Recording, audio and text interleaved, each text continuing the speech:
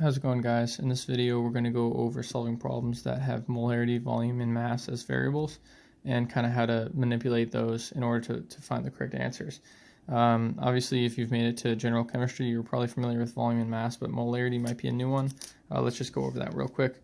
Molarity is just a common unit of concentration, and it's moles of solute per liter of solution. That's really important to memorize. And then these are some of the formulas that are useful in these types of problems, but it's not even necessary to memorize all of these. You'll find that once you know comfortably how to solve one type of problem, you can use algebra to figure out how to find the other variables from any one of these formulas. So I'll put this off to the side for now, and then I'll take it away for some of the later problems. So first off, let's just start off with one that's pretty straightforward. So we'll say, what mass of NaNO3 would you need to dissolve to make 345 ml of a 0.750 m solution. All right, so let's break this down. First things first that I always like to do, it gives us this compound. We're going to have to find the molar mass. I've calculated it previously already just to save time on the video, but if you're not sure, it's 1 sodium, 1 nitrogen, and then 3 oxygen. You just add those together. The molar mass of that is going to equal 85 about grams per mole. So now that we have that, let's see. So we're looking for mass, and let's look at these. And there's a lot of m, so it can be confusing, but usually the uppercase M alone is molarity, the lowercase m alone is mass, the 2 m's is molar mass, and the v is volume, obviously. So in this case, what we can do here is take the molarity, put that on one side, 0.750 m, and set that equal to one of these. What we're looking for is the mass. So right here we have x, that's our variable, divided by the molar mass, which we know is 85 grams per mole. And this is going to be all over our volume, which is 345 ml. In this case, because molarity is moles of solute per liter of solution, not milliliter like it is here, we're just going to convert that over, which is going to be 0.345 liters. If you're not sure how I got that answer, you can check back at one of the first videos in the series, how to do those metric conversions. So now we're just going to multiply it through.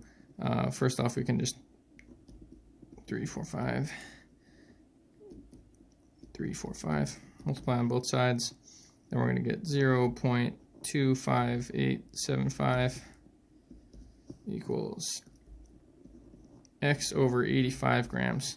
Now we're going to multiply each side by 85.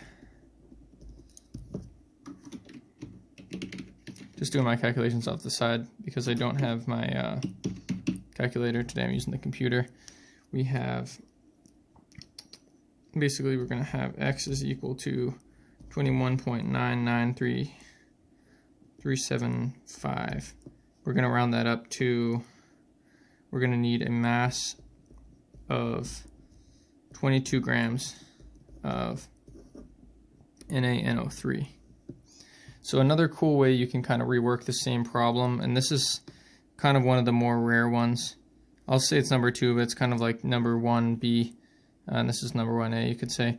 We'll say, what volume will result from forming a 0.750 molar solution, such as the one we just did, with 22 grams of NaNO3. So while this could be another question in its own, it's a little bit awkwardly worded. It's probably less common that you'll get it. However, if you had like a surplus of time on a quiz, you could always use this strategy to double check your answers theoretically. I don't know if I would necessarily advise that though, because it might make you second guess something that was already correct. But if you are really comfortable doing these, it is a way to double check your answer. So we'll just rework one of these formulas. We need volume on its own, so we can take this formula and say we multiply both sides by the volume. We have over here V times M equals mass over molar mass. Then we divide both sides by molarity. So here's the formula that we're going to get as a result. V equals mass divided by molar mass over molarity. That's just this same formula but reworked. So now what are we going to do here? So we're trying to find the volume. We have our mass, which is 22 grams. So we're going to say 22 grams divided by the molar mass, which we calculated here, which previously calculated was 85 grams per mole. And then that all divided by the molarity, which is 0.75. Whoops, that looks like a 2. 750 m is going to equal our volume. So in this case, what do we got here? 22 divided by 85. This is going to be equal to 22 divided by that equals, okay, and then 0.750. Okay, so what we're going to get is 0.34509. And the reason why this number is different from what we started with over here, because we're double checking, like I said, moles of solute per liter of solution. So that's what molarity is. So here we go. We're going to plug that. We're going to find what this is. So if this is in liters, which it would be because we just we divided by molarity, 345.09 ml is what the volume that would be required would be. And that right there, you know, theoretically it's slightly different, but that would be, I think, a way to comfortably change that. I'm going to remove this, and we're going to do the next two, or the next two problems here. All right, so this one here, let's see. I'll just do another one with mass.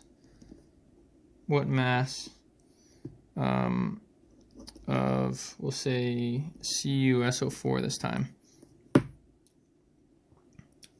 would you need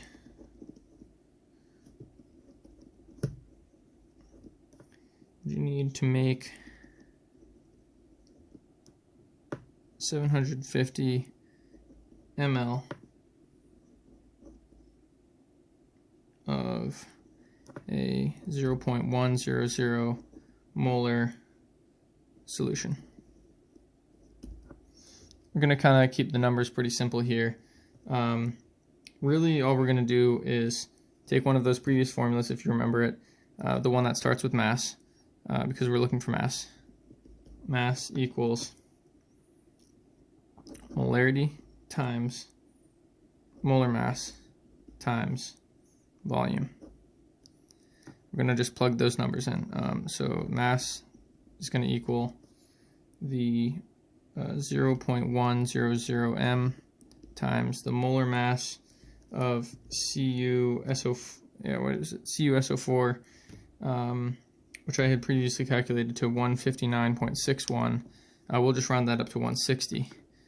160 grams per mole times the volume, which was said to be 750 ml. But in that case, we're going to make it into liters because molarity is involved. 0.750 liters. And we're just going to multiply that out. So that's 0.1 times 160 times 0.750, and we're going to get 12. So we are going to have, we need 12 grams of CuSO4 to make this solution. And let's move on to our final problem. In this case, we're going to be calculating the variable of these three that we haven't directly calculated yet. What is the molarity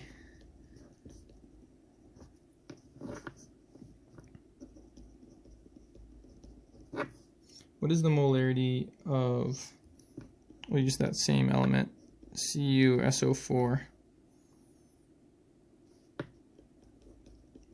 if you dissolve, what are we going to do here, 25 grams, I don't know, 25.0 grams